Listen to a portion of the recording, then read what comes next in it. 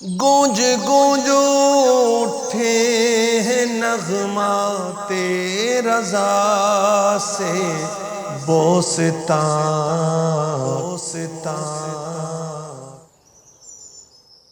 ماہ رضا میں کلام رضا کی باتیں، کیا بات! کلام الامام، امام الکلام، یعنی امام کا جو کلام ہے نا وہ سارے کلاموں کا امام ہے۔ میرے رضا کے کلام کی کیا بات ہے! ڈال دی قلب میں عظمت مصطفیٰ، حکمت اعلی حضرت پہ لاکھوں سلام۔ کل کے رضا ہے خنجر خونخوار برق بار، اعدا سے کہہ دو خیر بنائے نہ شر کر۔ اعلی حضرت کے کلم کی کیا بات ہے! سبحان اللہ۔ ہدا کی بخشش میں بڑے پیارے کلام ہیں، بہت عشق رسول سے معمور، اور اس میں ایک کلام کا مقطع ہے: جو نہ بھولا ہم غریبوں کو رضا،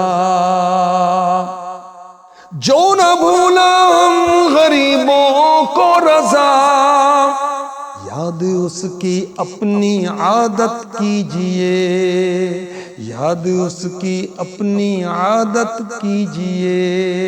سبحان اللہ۔ اعلی حضرت فرما رہے ہیں کہ رضا جو ہم غریبوں کو نہیں بھولا، ایسا آقا جو ہم کو نہیں بھولا، اس کی یاد کو اپنی عادت بنا لو۔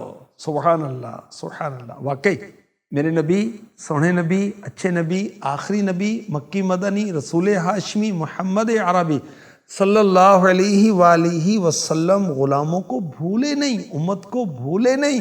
دنیا میں تشریف لائے تو امت کو یاد کیا، اور جب دنیا سے پردہ فرمایا تو امت کو یاد کیا۔ معراج پر بھی امت کو یاد کیا، شب برات پر بھی امت کو یاد کیا، جب قربانی کی تو اس وقت بھی امت کو یاد کیا۔ یا اللہ یہ قربانی میری طرف سے قبول فرما، میری آل کی طرف سے قبول فرما، میری امت کے ان لوگوں کی طرف سے قبول فرما جو قربانی کی استطاعت نہیں رکھتے۔ اللہ! آقا علیہ الصلوۃ والسلام ہمیں ہر موقع پر یاد رکھتے، اور اعلیٰ حضرت یہی سمجھا رہے ہیں: جو نہ بھولا ہم غریبوں کو رضا، جو نہ بھولا ہم غریبوں کو رضا، یاد اس کی اپنی عادت کیجئے۔ نبی پاک کو کیسے یاد کیا؟ درود پاک پڑھتے رہے، نعتیں پڑھتے رہے، نعتیں سنتے رہے، سیرت مصطفیٰ کا مطالعہ کریں، سیرت مصطفیٰ سنتے رہیں۔ کراں میں دن رات تیریاں گلاں یا رسول اللہ۔ کاش کاش آقا علیہ الصلوۃ والسلام غلاموں کو نہیں بھولے نا، ہاں قیامت کے روز بھی نہیں بھولیں گے۔